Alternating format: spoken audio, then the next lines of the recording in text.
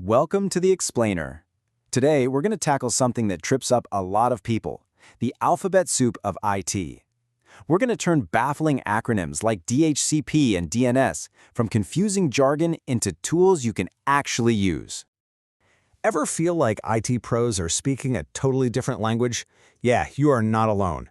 But all those intimidating acronyms, they're not just random letters. They're actually clues to how a system works. And today, we're going to crack that system. So, instead of just staring at a boring list of terms, how about we solve a real IT mystery? We're going to take a super common problem, no internet, and use it to decode some of the most essential acronyms you really need to know.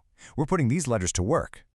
So, here's our game plan. We'll start with the alphabet soup problem itself, then dive right into our connection mystery. We'll diagnose the network to gather clues, find our big breakthrough, and finally build your very own troubleshooting toolkit. All right, let's jump right in.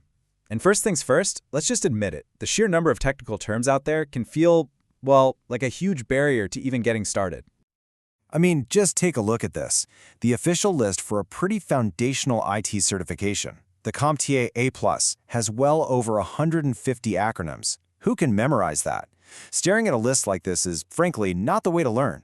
So instead of trying to memorize them all, let's learn a crucial few by putting them to work in a real-world scenario.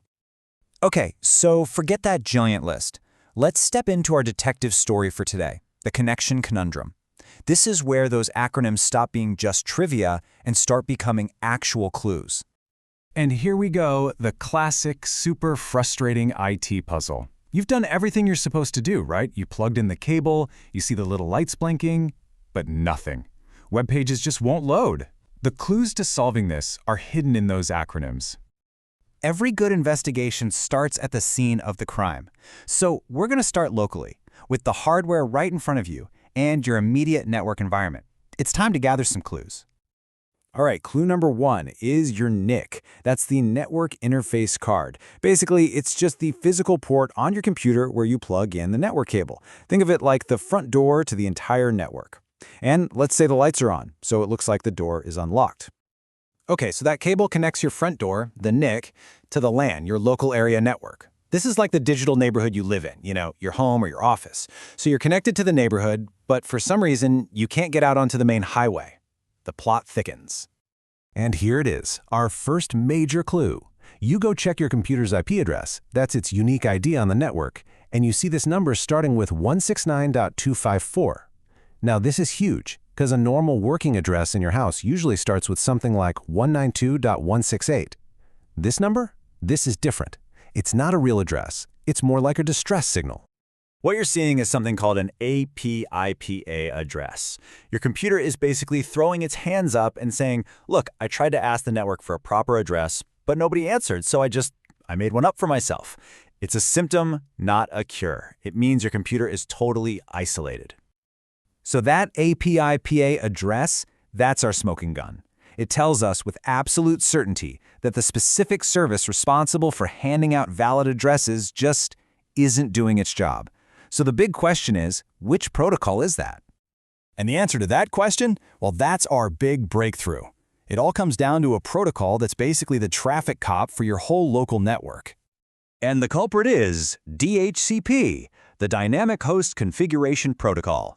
This is the service that's supposed to welcome your computer to the LAN and give it a valid IP address. So if you see that APIPA address, you can be almost certain the DHCP server isn't answering the call. Mystery solved.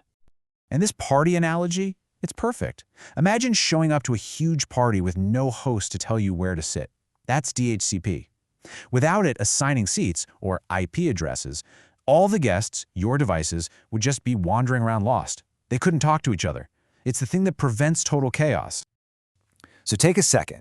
Using that party idea, how would you explain DHCP to someone in your own words? Seriously, pausing to re-explain something is probably the best way to lock it into your brain for good.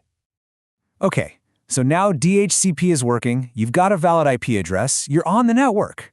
But now what? How do you find anything? You don't type a bunch of numbers to get to your favorite website, right?